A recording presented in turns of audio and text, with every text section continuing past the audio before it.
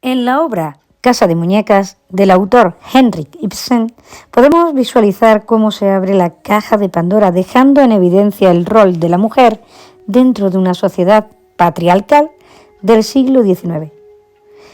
El autor de la presente obra, mediante el personaje principal, Nora, nos ilustra el papel de una madre europea sin derechos, que solo ocupa la función de obedecer y complacer a su esposo. Sin embargo, Nora decide comenzar a vivir bajo sus propios términos y romper el molde de esposa modelo en busca de su independencia. Es considerado el más importante dramaturgo noruego y uno de los autores que más han influido en la dramaturgia moderna. Padre del drama realista moderno y antecedente del teatro simbólico, a criterio de este autor, esta obra es un claro ejemplo de crítica social, moral, hacia la sociedad y sus injusticias. En este caso, el escritor de la obra se enfoca en la situación de las mujeres, donde, para entender la gravedad de las inmortalidades, se pone en los zapatos de la mujer. Nora se ve totalmente encadenada en un matrimonio sin futuro, donde actúa como una muñeca, solo sonriendo y adornando la figura dominante de su esposo. Pienso que esta es una indiscutible evidencia del machismo de esa época, ya que Nora siempre debía obedecer las peticiones de su esposo. Helmer, quien, además de ser un hombre manipulador, también pude relacionar y darme cuenta con un complejo de Dios, creyéndose con la capacidad de hacer lo que quisiera sin afrontar las consecuencias.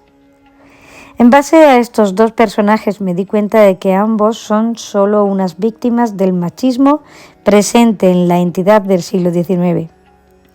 Nora, en mayor proporción por los atropellos vividos, y su cónyuge en el sentido de que pude apreciar cómo creció creyendo que debía ser la persona por encima de los demás y no la cual se solidariza con el resto.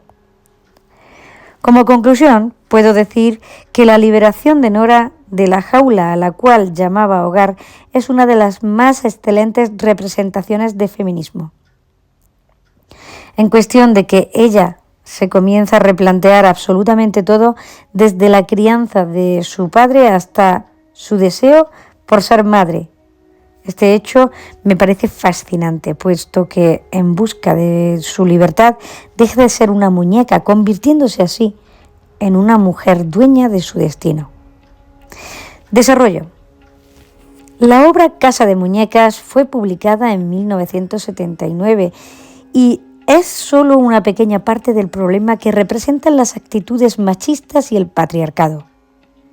Esta revolucionaria obra es una de las piezas maestras del reconocido escritor Henrik Ibsen, quien se encargó de representar de manera muy real a las mujeres del siglo XIX. Esto lo logró exponiendo la vida de una joven europea llamada Nora, quien, encadenada a su matrimonio, se da cuenta de que la casa a la cual ella llamaba hogar era en realidad una jaula donde su carcelero era su propio esposo, Helmer. Este hecho generará varios valores antivalores dentro del drama que van desde el más complejo, como es el amor, hasta el más rebelde, como lo es la desobediencia. El tipo de personajes que se presentan fueron tan planos que en ocasiones no se notaban los cambios a simple vista. En base a esta afirmación se corresponde la siguiente interrogante. Patriarcado. Se denomina patriarcado al predominio de la autoridad que ejerce un varón sobre un grupo de personas o sociedad, específicamente sobre las mujeres y los niños.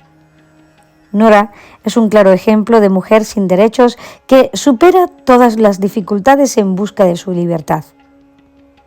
La sociedad de aquel entonces y la actual se encuentran envueltas en machismo, a tal extremo que podemos decir que es un monstruo silencioso personificado por los seres queridos de muchas mujeres que mueren poco a poco en la soledad de manera física y mental. Esto es lo que sucede en el escrito Casa de Muñecas, donde evidenciamos cómo la manera en que el autor redacta a los personajes y sus actitudes es tan realista que parece que el patriarcado cobra vida y se convierte en personajes frecuentes de la trama tomando nombres de Helmer y Kronstadt. Estos serán los encargados de retrasar la evolución del personaje principal de manera trascendental, ya que no es sino hasta el final del drama donde vemos cómo cobra sentido y nuestro personaje principal decide romper el silencio y levantarse en contra de sus opresores, obteniendo así su libertad y su independencia.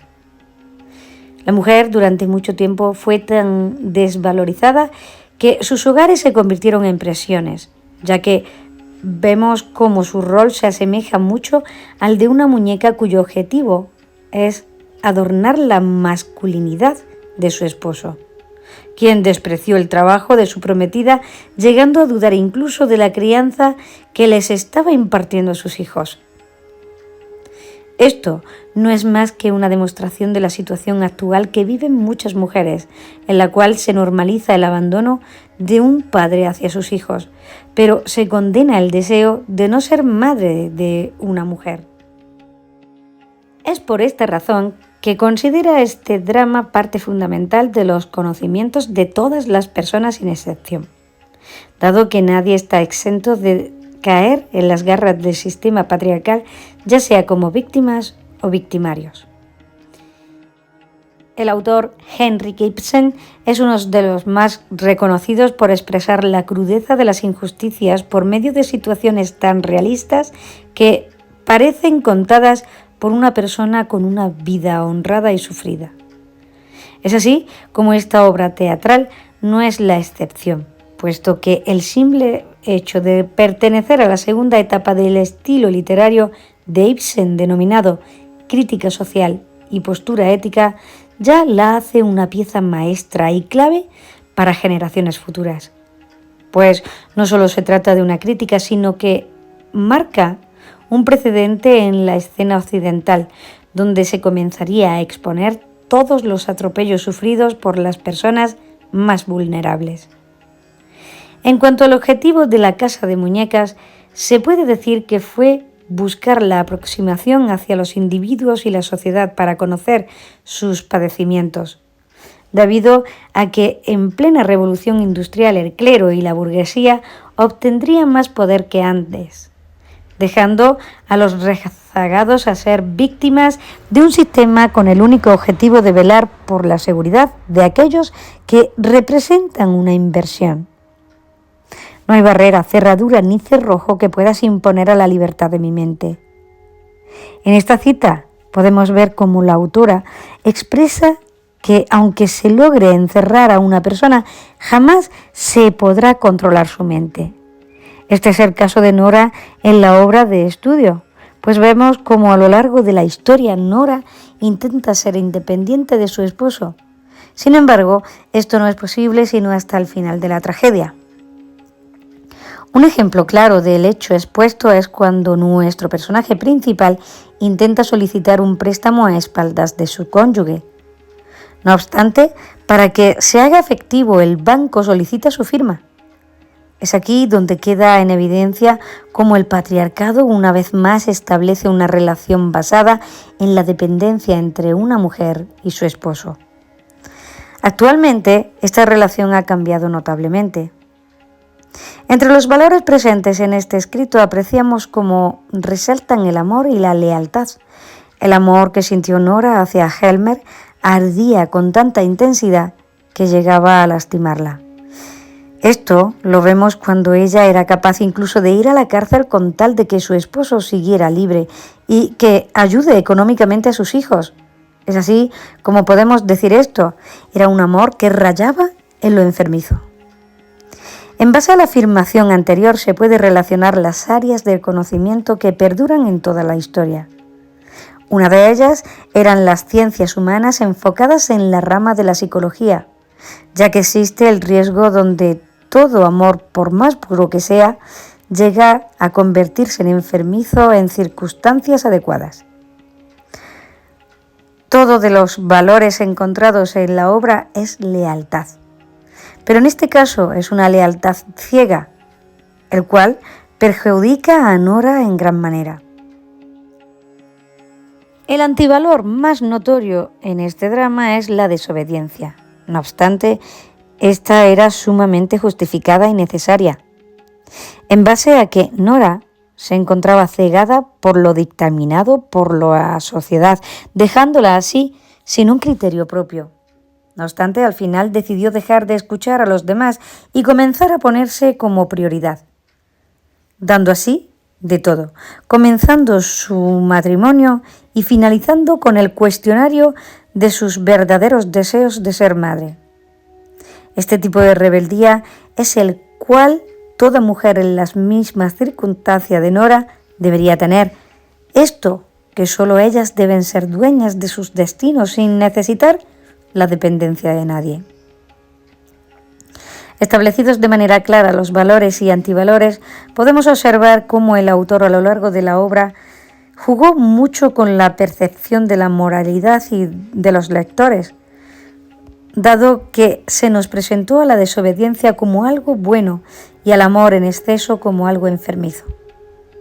Los personajes pierden su identidad a medida que transcurre la obra, llegando al final con una personalidad irreconocible. Es este el caso de los dos personajes principales, Nora y Helmet, siendo la primera más importante y demostrando el cambio más sorpresivo, puesto que al inicio solo era vista como una mujer con la única finalidad de servir y adorar a su esposo. Sin embargo, eso se acabó dejando una Nora libre de ataduras y sacrificios innecesarios. En el caso de Helmet, la situación es bastante admirable, porque vemos un cambio de 180 grados, donde al final está dispuesto a cambiar para bien con la única condición de que su matrimonio no se acabe. No obstante, la decisión de Nora ya estaba tomada y no había vuelta atrás. En esta parte podemos ver cómo el área de la razón prevalece por sobre los sentimientos, llevando a Nora a hacer lo que sabía que era lo correcto para ella misma y dejando de pensar en los demás y poniéndose como prioridad. Una de las formas de conocimiento más vista en el lenguaje como método de expresión por sobre la violencia o los gestos, esto ayuda a la comprensión clara del lector al momento de leer la obra. Como conclusión, solo queda decir que esta obra es un ejemplo magistral de revolución y superación. Y es que deja en claro que todas las mujeres que han leído y leerán este libro son mucho más que esposas, amigas, madres y hermanas. Por sobre todas esas cosas, son mujeres independientes capaces de elegirse por sobre las demás, y no simples muñecas o princesas encerradas en espera de un príncipe, para ser usadas como adorno de la masculinidad en un hombre.